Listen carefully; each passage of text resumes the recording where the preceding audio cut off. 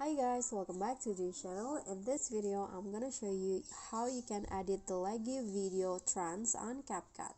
So it's actually pretty simple. You can just add your video and go to video effects and then find the texture category. Okay,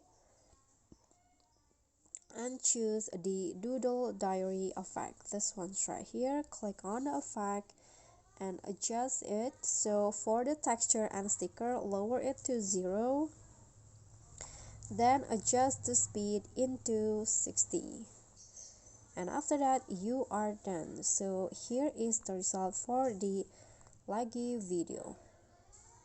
Okay, so that's all from me. Thank you guys so much for watching. Don't forget to like, comment, and subscribe, and also click on the thanks below. I'll see you all in the next tutorial. Bye.